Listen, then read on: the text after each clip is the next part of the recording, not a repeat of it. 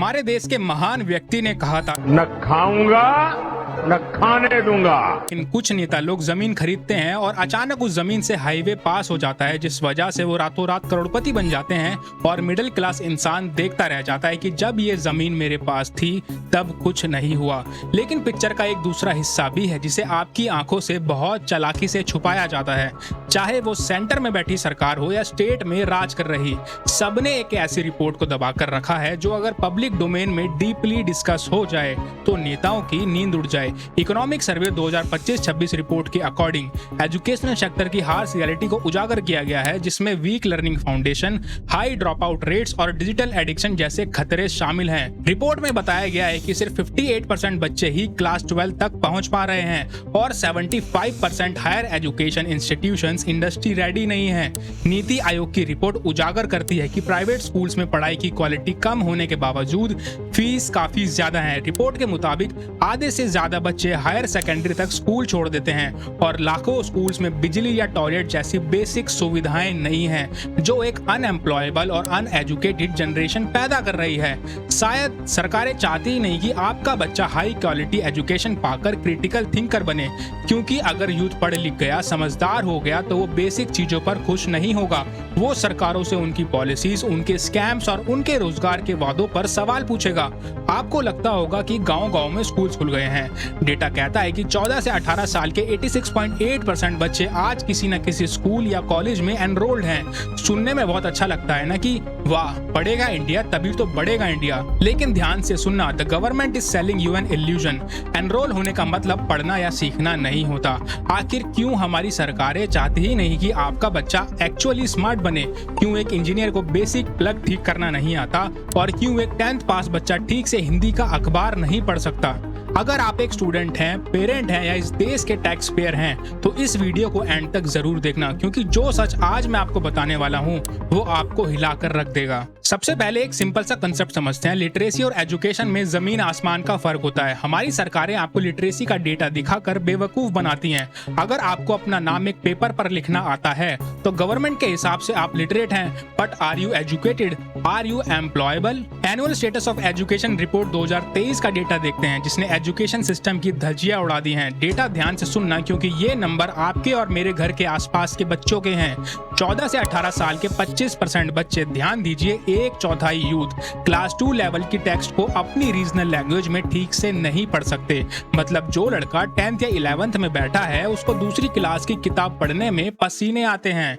और मैथमेटिक्स का हाल तो इससे भी ज्यादा भयानक है। इस रिपोर्ट के मुताबिक 50% से ज्यादा 14 से 18 साल के बच्चे एक simple 3 digit bye 1 digit division नहीं कर सकते। मतलब अगर आप उन्हें 456 को 3 से डिवाइड करने को बोलें तो आधे बच्चे फेल हो जाएंगे। इसको एक सिंपल एग्जांपल से समझते हैं। मान लीजिए आपका भाई या बेटा क्लास 12th में है। आपने उसको किराने की दुकान पर बैठा दिया। एक कस्टमर आया, उसने 450 रुपए का सामान लिया। आपने उसको बोला कि बेटा इस पर 15% डिस्काउंट लगा दे। भाई साहब, ASER का डेटा बताता है कि 60% से ज्यादा यूथ एक सिंपल डिस्काउंट कैलकुलेट नहीं कर सकता और 90% यूथ बैंक लोन की रीपेमेंट कैलकुलेट नहीं कर सकता।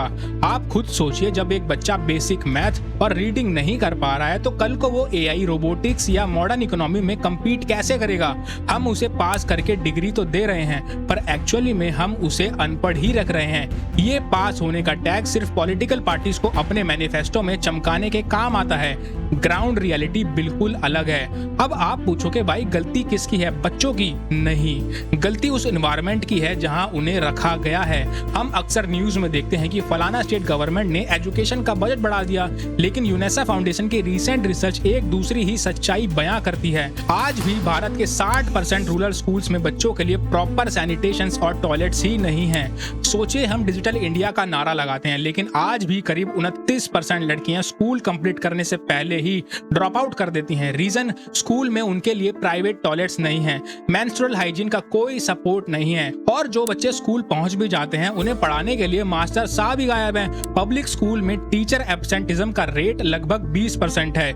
यूपी जैसी बड़ी स्टेट्स में कई जगह एक ही टीचर 60 बच्चों को, वो भी 3 अलग अलग ग्रेड्स के बच्चों को एक साथ पढ़ा रहे हैं। इसे एजुकेशन नहीं कहते, इसे जुगाड़ कहते हैं। और जुगाड़ से देश चल सकता है लेकिन आगे नहीं बढ़ सकता।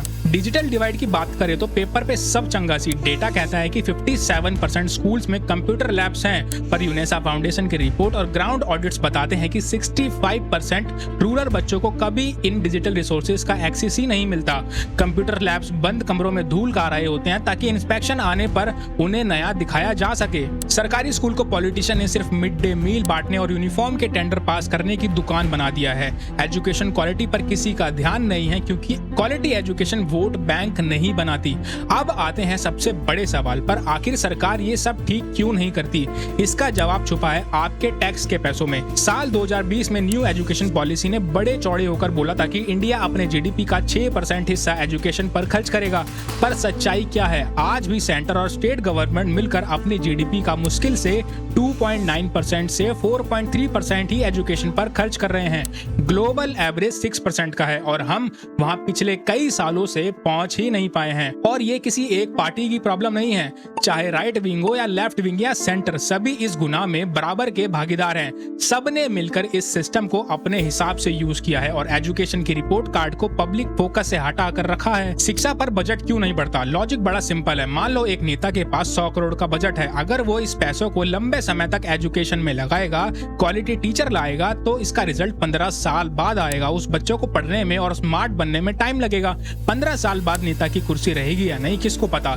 लेकिन अगर वही नेता उस 100 करोड़ को इलेक्शन से पहले फ्री बिजली, फ्री पानी और अकाउंट में डायरेक्ट कैश डालने में लगा दे, तो उसको अगले ही महीने वोट मिल जाएगा। सरकारें नहीं चाहती कि आपका बच्चा हाई क्वालिटी एजुकेशन पाकर क्रिटिकल थिंकर बने, क्योंकि अगर यूथ पढ़ लिख गया, समझदार हो गया, तो वो बेसिक चीजों पर खुश नहीं होगा। वो सरकारों से उनकी पॉलिसीज, उनके स्कैम्स और उनके रोजगार के वादों पर सवाल पूछेगा। A smart and educated youth is a threat to a corrupt political system।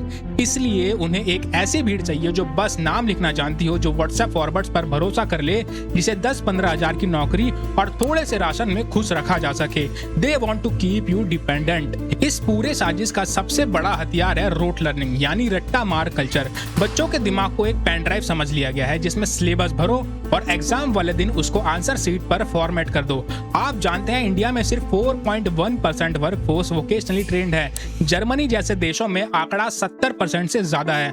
हमारे यहाँ मैकेनिक का काम या कारपेंटर का काम करना नीचा माना जाता है, लेकिन हमें तो बाबू बनना है। लेकिन दोस्तों, हर अंधेरे के बाद सुबह जरूर होती है। सिस्टम भले ही खराब हो, पर बदलाव ग्राउंड लेवल पर लोग खुद ला रहे हैं। सॉल्यूशन सरकार के पास नहीं है, सॉल्यूशन हमारी अवेयरनेस में है। जब महाराष्ट्र और गुजरात ने पेरेंट्स से मिलकर स्कूल मॉनिटरिंग कमेटी बनाई और उन्होंने जाकर स्कूल्स में छापा मारना शुरू किया, तब डर के मारे टीचर की अटेंडेंस ऑटोमेटिकली 12% बढ़ गई।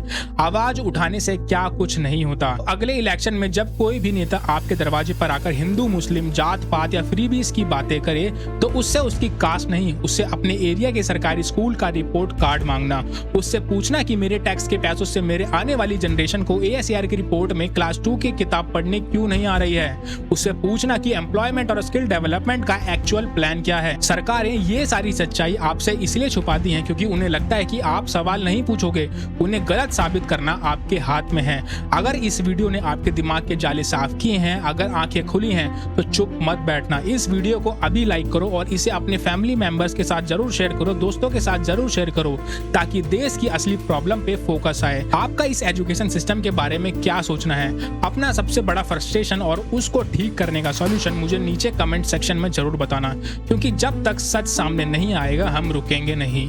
जय हिंद।